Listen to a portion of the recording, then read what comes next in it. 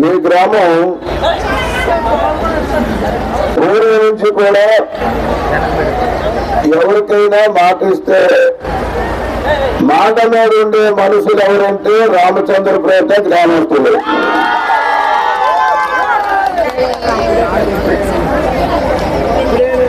ఇప్పుడిప్పుడు కొంతమంది కొనుగోలు ఎదిగిన తర్వాత ఇండివిజువల్ గా నిర్ణయం తీసుకుంటున్నారు తప్ప గతంలో మన పెద్దలందరూ కూడా నేను వచ్చినంత వరకు ఈ గ్రామం పక్కాగా కాంగ్రెస్ కి ఓటేసింది. అవునా కాదా? నేను వచ్చిన తర్వాత ఒక పెద్ద నాకు ముందు కనిపించాడు. మీ రోడ్డు గురించి చెప్పాడు నాకు. బాబు ప్రతి ఎలక్షన్ కి వచ్చే కొబ్బరికాయ కొడతారు, ఎలక్షన్ అయిపోయిన వెంటనే ఈ రోడ్డు అయిపోతాను చెప్పడే తప్ప నేను ముసలైపోయాను కానీ రోడ్డు అవ్వలేదని చెప్పాడు. అప్పుడు నేనేం చెప్పానంటే నేను ఎంపీపీ అయినా అవ్వకపోయినా మీకు తారు రోడ్డు ఖచ్చితంగా వేయిస్తాను తాత అని చెప్పాను. తారు రోడ్డు వేయించుకోలేదు కదా. ఈ వీధి అవతల పక్క రోడ్డు ఒకటి ఉండేది, అది ఎప్పుడు కూడా పన్నులు పెరిగినట్టే ఉండేది ఎప్పుడు భక్తో. అవునా కాదా? వాస్తవాలు మాట్లాడుకున్నాం. ఆ రోడ్డు మళ్ళీ నేను వచ్చిన తర్వాత సిమెంట్ రోడ్డు వేసాం. కాబట్టి ఇలాంటి చిన్న చిన్న వర్కులు చాలా చేశాం. ప్రతి కార్యం మరే చేశాం. ఈ రోడ్డు కూడా రోడ్డు మీద మీకు బురదలు పాయి కుడిమీరు అంతా రోడ్డు మీద నడిచేది. పంచలు ముందుకు ఉండేది. మీ కుర్రలు అందరూ రోజు వచ్చి అన్ని రోడ్లు బాగానే చేశారు, మా మెయిన్ రోడ్డు బాగోలేదు అని అంటే మీరు అందరూ ముందు ఆ పంచలు తగ్గించండి, ఆ సొంత నీళ్ళు రోడ్డు వేసిన పంచం ఉండదని చెప్తే మా కుర్రలు కూడుకుని అవన్నీ ఎక్కడికక్కడ కట్ చేయిస్తే ఈ రోడ్డు శాంక్షన్ చేయించాం. అవునా కాదా? మరికొండ పిల్లలు ఎగనేలు వేసాను ఇంజనీర్ వేసానని చెప్పలేదు, ప్రత్యక్షంగా మనం చూపించి చెప్పగలం. కాబట్టి ఆ విశ్వాసంతో 22 పంచాయతీల్లో ఎక్కడ కూడా పోయినసారి నారాయణస్వామి మెజార్టీ రాలేదు. ముక్కాలో మెజార్టీ వచ్చింది, రామచంద్రపేటలో మెజార్టీ వచ్చింది. ఇది మీ మెజార్టీ. మరి అలాగే రాబోయే రోజుల్లో కూడా ఖచ్చితంగా తెలుగుదేశం, జనసేన, బీజేపీ పార్టీ ప్రభుత్వాన్ని ఏర్పాటు చేస్తుంది. మరి ప్రభుత్వం ఏర్పాటు చేయాలంటే, చంద్రబాబు నాయుడు గారు ముఖ్యమంత్రి అవ్వాలంటే ఎమ్మెల్యేలందరూ కూడా గెలవాలి. అందులో భాగంగా లోకల్ నాగమాధవ్ గారికి మన నియోజకవర్గం నుంచి ఎమ్మెల్యే టికెట్ ఇచ్చారు కాబట్టి పార్టీలతో సంబంధం లేదు. పార్టీలకు అతీతంగా చంద్రబాబు నాయుడు గారు ముఖ్యమంత్రి అవ్వాలి అనేటువంటి ఆలోచనతో మీరు అందరూ కూడా గాజు రాసుకుని ఓటు వేయండి. ఇక్కడ ఎవరు ఎమ్మెల్యే అయ్యారు అనేది మనం ఆలోచన అనవసరం. చంద్రబాబు నాయుడు గారు ముఖ్యమంత్రి అవ్వాలి. ఆయన కోసమేనే నేను ఎమ్మెల్యే టికెట్ కోసం ప్రయత్నించి రాకపోయినా ఈరోజు ఇక్కడ మైకు పెట్టుకుని ఎందుకు మాట్లాడుతూ ఉన్నాను. చంద్రబాబు నాయుడు గారు ముఖ్యమంత్రి అవ్వాలి. చంద్రబాబు నాయుడు గారు ముఖ్యమంత్రి అయితే మనకు లాభం ఏంటమ్మా? చంద్రబాబు నాయుడు గారు విజనన్నటువంటి నాయకుడు, ఆలోచనపరుడు. జగన్మోహన్ రెడ్డి లేదా తాడేపల్లి ప్యాలెస్ లో కూర్చొని మాకున్న ఆస్తులన్నీ తాకట్లు పెట్టి 14 లక్షల కోట్లు అప్పు చేసాడు వేళ. ఎందుకంటే రాబడతాడు లేదు, ఆడవారికి డబ్బులు వేయడం కోసం కూడా ఇటువంటి ఆదాయం సంపాదించకుండా అప్పులు చేసి డబ్బులు వేసాడు. అదే చంద్రబాబు నాయుడు గారు అయితే సంపద సృష్టిస్తాడు, ఆదాయాన్ని రప్పిస్తాడు. ఆదాయం సరిపోయినట్టు అభివృద్ధి కార్యక్రమాలు, సంక్షేమ కార్యక్రమాలు 2 కళ్ళగా సమపాలన నడిపించేవాడు. ఒక ఛాన్స్ అన్నారని చెప్పి చాలా మంది తప్పు చేశారు. తప్పు చేసి జగన్మోహన్ రెడ్డిని గెలిపిస్తే అరాచక పాలన స్టార్ట్ చేశాడు. ప్రజావేది కూల్చేశాడు మొట్టమొదట. అక్కడి నుంచి పాదయాత్రలో ఎవరెవరికి ఏమేమి వరాలు ఇచ్చాడో ఆ వరాలు నెరవేరకపోతే దేవుని మీరు మాకు అంగన్వాడీలకి తెలంగాణ కన్నా ఒక 1000 రూపాయలు జీతం ఎక్కువ ఇస్తామన్నారు. కనీసం వాటిలాగానే సరే మాకు జీతాలు ఇవ్వలేదంటే ఉద్యోగాలు తీసేయరా మళ్ళీ మీ పెరుగుడు చేసుకుంటారా అన్నారు. సిపిఎస్ రద్దు అన్నారు. టీచర్స్ అందరూ ఒక సైతం మానేసి 2 సెంటర్లు పెట్టేసి సిపిఎస్ రద్దు అవుతాడు. 20 రోజుల్లో రద్దు చేస్తానన్నాడు. రద్దు లేదు. ముఖ్యంగా మీకు ఇంకొక మాట చెప్పారు, మద్యపానం నిషేధం చేస్తాను, నేను ఇస్తే అసలు మద్యపానం మీరు ఉండదు అంటే బ్రాండీలు మీరు అమ్మవు అని చెప్పాడు. అమ్మడం మానేశాడమ్మా. అమ్మడం మానలేదు కదా. నాసి రకం బ్రాండీ తీసుకొచ్చాడు. ఈ నాసి రకం బ్రాండీకి ఒక్కొక్క సీసాకి 100 రూపాయలు రేటు పెంచి అమ్ముతూ ఉన్నారు. ఈ మందు తాగి చాలా మంది బయటికి తెలియకుండా రకరకాల జబ్బులు వచ్చి ఇవాళ రాష్ట్రంలో చాలా మంది మరణించారు. కాబట్టి మీరు ఆలోచించండి. ఆయన మీకు ఏటకాయ ఇచ్చి తాటికాయ లాగేసే పద్ధతిలోనే పరిపాలన చేశాడు. కరెంటు ఛార్జీ ఎంత ఉంటుందమ్మా? అప్పుడు ఎన్ని నెలలకు వచ్చిందమ్మా బిల్లు? ఇప్పుడు ఎన్ని నెలలకు వస్తుంది? ఇప్పుడు 1 నెలకే కదా బిల్లు ఇస్తున్నాడు. అప్పుడు 2 నెలలకు వచ్చిన బిల్లు కన్నా 1 నెలకే బిల్లు ఎక్కువ వస్తుంది. అవునా కాదా? అప్పుడు జేబులో డబ్బులు వేసుకొని వెళ్తే సంచలనంగా మనకి కూరగాయలు సరుకులు వచ్చేవి.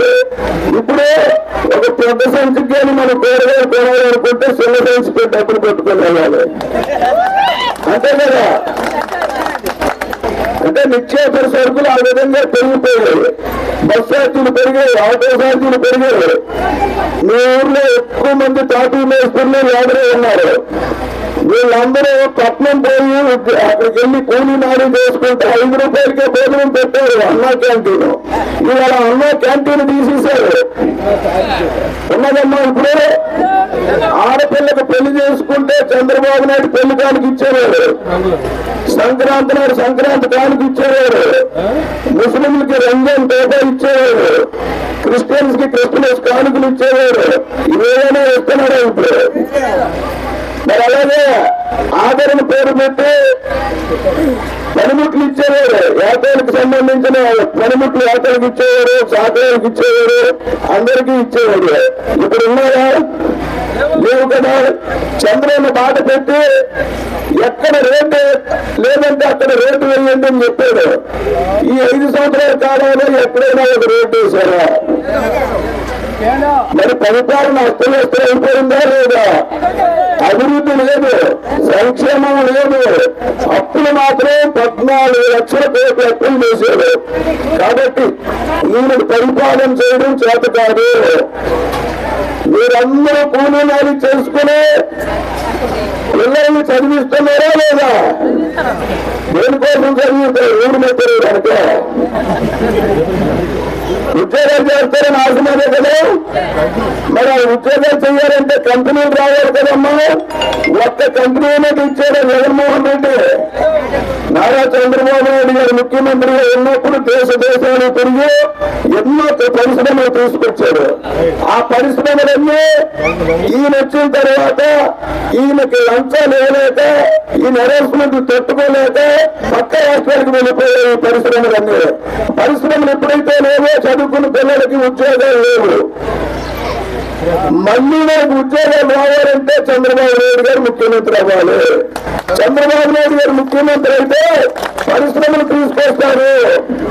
ఆయన మళ్ళీ వస్తే 5 సంవత్సరాల్లో 20 లక్షల ఉద్యోగాలు ఇస్తారని చెప్పి మాట వేయడం జరిగింది. కాబట్టి చదువుకున్న యువకులందరూ కూడా ఆలోచించండి. మన భవిష్యత్తును బాగుండాలన్నా, మనకు ఉద్యోగాలు రావాలన్నా మళ్ళీ చంద్రబాబు నాయుడు గారు అధికారంలోకి రావాలి. అర్థమైందమ్మా? గ్యాస్ సిలిండర్ రేపు చంద్రబాబు నాయుడు ఉన్నప్పుడు అంటుంది కన్నా 550 మంది అంతే కదా, అవునా కాదా?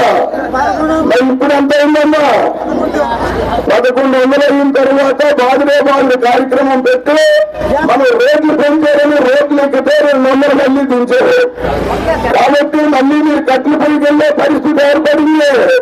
ఆ పరిస్థితి రాకూడదని మళ్ళీ చంద్రబాబు నాయుడు గారు అధికారంలోకి వస్తే మీకు 3 గ్యాస్ సిలిండర్లు ఫ్రీగా ఇస్తారు. అర్థమైందమ్మా? 3 గ్యాస్ సిలిండర్లు ఫ్రీగా ఇస్తారు సంవత్సరానికి. ఒక కోటా కార్డుకి అమ్మఒడికి డబ్బులు ఎంత ఇస్తున్నారు? ఎంతమ్మా గట్టి చెప్పారు? మొట్టమొదటి ఎంత వేసాడు? ఫస్ట్ ఎంత వేసాడు? మొట్టమొదట 15,000 వేసాడు కదా. రెండోసారి ఎంత వేసాడు? చెప్పండి. మూడోసారి ఎంత వేసాడు? 4వేసారు. అంటే పెంచుకుంటూ పోతానన్నాడు, దించుకుంటూ పోయాడు కదా. అవునా కదా? ఆయన 5 సంవత్సరాలు పరిపాలించారు కదా. 4 సంవత్సరాలు మీకు ఇచ్చాడు. 2 మోసం చేసే సంవత్సరం అప్పటిసాడు. కానీ రేపు చంద్రబాబు నాయుడు గారు అధికారంలోకి వస్తే మీ ఇంట్లో ఎంతమంది పిల్లలుంటే, ఒకరుంటే, 2 3 4 ఒక్కొక్క బిడ్డకి 15,000 చెప్పిన అందరికీ డబ్బులు వస్తాయి. ఇది గుర్తుంచుకోండి. మరి అంతేకాకుండా మగవాళ్ళు తెచ్చింది మగవాళ్ళు తాగేస్తున్నారు. మగవారి ఖర్చు మగవారికే సరిపోతుంది. ఆడపిల్లకి ఏదైనా అవసరం వచ్చింది, మనకేదో 10,000, 5,000, 2,000, 3,000, 1,000 అవసరం ఉన్నది అనుకుంటే మగవారిని అడిగితే డబ్బులు లేవు. ఇంకా గట్టిగా అడిగితే టాపులు తప్ప డబ్బులు లేవు. అంతేనే కాదా? కాబట్టి చంద్రబాబు నాయుడు గారు ఆలోచించారు. చంద్రబాబు నాయుడు గారు మహిళల పక్షపాతి. ప్రతి నెల 1,500 రూపాయలు 18 సంవత్సరాల వయసు నిండిన ప్రతి మహిళకు నెలకు 1,500 మీ అకౌంట్ లోకి వస్తాయి. అర్థంలో ఆ ఇంట్లో అత్త ఉండొచ్చు, ఒక కూతురు ఉండొచ్చు, 2 కోడళ్ళు ఉండొచ్చు. వీళ్ళ నలుగురికి కూడా మనిషికి 1,500 మీ నెలసరి ఖర్చుల కోసం నెలకు 1,500 చంద్రబాబు నాయుడు గారు మన ప్రభుత్వ అధికారంలోకి రాగానే మీకు వేస్తారని చెప్పి మీకు విజ్ఞప్తి చేస్తున్నాను. అంతేకాకుండా మీరు ఎక్కడికైనా బస్సు ఎక్కి ప్రయాణం చేస్తే ఆధార్ కార్డు పెట్టుకుని వెళ్తే చాలు. డబ్బులు పెట్టుకుని వెళ్ళాలి కదా బస్సు ఎక్కడానికి. డబ్బులు అక్కర్లేదు. మన ఎర్రదేశంలో ఆర్టీసీ, ఆ బస్సుకి మీరు ఎక్కడికి వెళ్ళినా ఫ్రీ. అంటే ప్రతిదీ కూడా బాబు గారు మహిళలకే అన్ని ఇచ్చారని మీరు అనుకుంటున్నారు. మగవాళ్ళకి కూడా ఇచ్చారమ్మా. ఎవరైతే డిగ్రీ చదువుకొని ఖాళీగా ఉన్నారో వాళ్ళకు ఉద్యోగం వచ్చినంత వరకు కూడా గతంలో 2,000 రూపాయలు నిరుద్యోగ వృత్తి ఇచ్చేవాడు చదువుకున్న విద్యార్థులకి. ఇప్పుడు ఇవ్వలేదు. ఈ మహానుభావులు వచ్చి తీసేశారు కదా. మళ్ళీ డిగ్రీ చదువుకున్న ప్రతి విద్యార్థికి కూడా 3,000 రూపాయలు నిరుద్యోగ వృత్తి ఇస్తే దానికి ఉద్యోగం వచ్చినంత వరకు. అంతేకాకుండా 20 లక్షల ఉద్యోగాలు కూడా ఇస్తారు. రైతున్నారు, ఏదో 20 సెంట్లు 30 సెంట్లు ఎకరము, అరెకరం, 2 ఎకరాలు ఉన్న రైతున్నారు కదా. ఈ రైతుకి గిట్టుబాటు ధర సరిగ్గా రావడం లేదని చెప్పి ప్రతి సంవత్సరం ఒక్కొక్క రైతుకి 20,000 రూపాయలు మీ అకౌంట్ లో వేస్తారు. ఇవన్నీ రావాలంటే చంద్రబాబు నాయుడు గారు ముఖ్యమంత్రి అవ్వాలి. చంద్రబాబు నాయుడు గారు ముఖ్యమంత్రి అవ్వాలంటే లోకం నాగమాధవ్ గారికి గెలవాలి. నాగమాధవ్ గారికి గెలవాలంటే మనం గాజు గ్లాసు మీద ఊరందరినీ కూడా రాజు గ్లాసు గుర్తుకు ఓటు వేసి అత్యధిక మెజార్టీతో ఆమెను మనం గెలిపించుకున్నట్లయితే ఆమె అసెంబ్లీకి పంపిస్తే చంద్రబాబు నాయుడు గారు ఓటేస్తే ఆయన ముఖ్యమంత్రి అవుతాడు, వస్తాడు. ఎలక్షన్ ముందు వచ్చి రకరకాల మాటలు చెప్తారు మీకు. మేము ఈ కొద్దిపాటి ఇవ్వడానికే అప్పులు చేసాము, చంద్రబాబు నాయుడు గెలవడం కోసం ఇవన్నీ చెప్తాడు, తర్వాత ఇస్తాడా అని చెప్పి మీ దగ్గర మాటలు చెప్తారు. మీరు సమాధానం చెప్పండి. అయ్యా, మీ జగన్మోహన్ రెడ్డి ఇంట్లో కూర్చొని వేసాడు ఇవన్నీ. చంద్రబాబు నాయుడు ఆలోచన ఉన్న వ్యక్తి, ప్రజలున్న నాయకుడు, సంపద సృష్టిస్తారు, ఆదాయాన్ని తెస్తారు. ఆ ఆదాయాన్ని మాకు ఇస్తారు కాబట్టి అప్పులు వేసిన పని లేదు. ఖచ్చితంగా చంద్రబాబు నాయుడు గారు చేస్తారని మాకు నమ్మకం ఉంది కాబట్టి మేము గాలి గ్లాస్ గుర్తుకే ఓటేస్తామని చెప్పి ఎట్లా మీరు అందరికీ చెప్పండి. మరి అలాగే పార్లమెంట్ అభ్యర్థి కడిశెట్టి అప్పలనాయుడు గారు తెలుగుదేశం పార్టీ తరఫు నుంచి పోటీ చేశారు. ఆయన గుర్తు సైకిల్, ఆ సైకిల్ గుర్తుకు కూడా మీరు ఓటేసి ఆయన పార్లమెంట్ పంపిస్తే ఆయన నిధులు తెచ్చుకున్నాం, మరి మా నిధులు కూడా తెచ్చుకుని మీ గ్రామాన్ని అభివృద్ధి చేసుకున్నాం. కాబట్టి దయచేసి మీరందరూ మీ ఊరంతా కూడా పార్టీలకు అతీతంగా, కులాలకు అతీతంగా వీళ్ళిద్దరినీ కూడా మంచి మెజార్టీతో గెలిపిస్తారని ఆశిస్తూ ఆకాంక్షిస్తూ సెలవు తీసుకుంటున్నాను. ఇప్పుడు నారాయణ నాయుడు మాట్లాడవలసిందిగా కోరుతున్నాం.